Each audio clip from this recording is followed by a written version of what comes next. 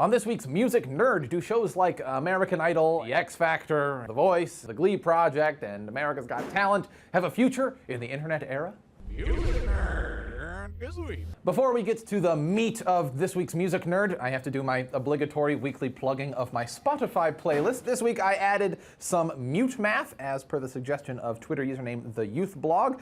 My brother recommended to me a band that he saw live in Minneapolis a couple weeks ago called Seahorse. They're super heavy and awesome. And I was back in Nebraska last week, and I ran into a guy that I went to high school with, and he's in a band called No Tide, and so I added them there. If you have a suggestion as to music you think I would like and should add to the playlist, please post it as a comment on this video. Anyway, down to business. American Idol had its 11th season finale last week, in which Philip Phillips was crowned the winner, which is complete BS. Joshua should have won, but I digress. 21.5 million people tuned into the Idol finale last week, making it the lowest rated Idol finale ever. It's down almost a third from last year, and it's cause for me to wonder if this might be the beginning of the end for Idol and its ilk. American Idol debuted in 2002, a time before most people had broadband internet access, a time before musicians had all the myriad independent publishing tools that they have today, a time when most people consumed music through CDs, whatever those are. American Idol was cool because it was the most democratic way of choosing a pop star that the masses had ever seen before, rather than simply being presented music to consume by the invisible powers that be of the music industry. We could vote.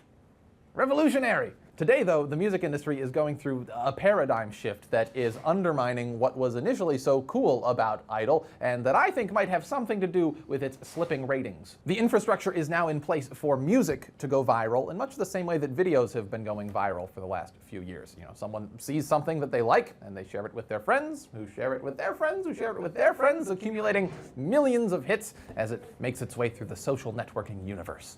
When music goes viral, it propels fresh blood to the top of the charts. I mean, we've seen it with Justin Bieber, we're seeing it right now with Gautier and Kimbra. The masses are starting to embrace artists before the music industry. Shows like Idol have served as middlemen in allowing the masses to choose the next pop star. But as social media's influence over the music industry continues to grow and grow, middlemen are becoming less and less necessary. The over-the-top, uber commercialized choose a pop star mindset of Idol could start to feel cheesy and a little bit forced in a world where the masses get to choose every pop star. On the other hand, Idol does make for great TV. I mean, even in a future where singing shows don't churn out successful artists nearly as consistently as the internet, there could still definitely be a place for the competitive, interpersonal drama, life story angles that make singing shows so addictive. Television executives sure seem to think that singing shows have a future. The X Factor has been renewed, as has The Voice. Producers of The Voice recently announced that they're making another singing competition show called The Winner Is. Clearly, there is still money in the genre, but is that because of the music or more because of the drama? Will good drama translate into album sales? Will music shows that don't translate into album sales lose their credibility and subsequently their audiences? I'm going to shut up right now, though, and let you guys continue the conversation. Answer those questions I just asked. Post a comment below, and be sure to check out the other part of Music Nerd by clicking wherever we put it right now. And subscribe to Fuse.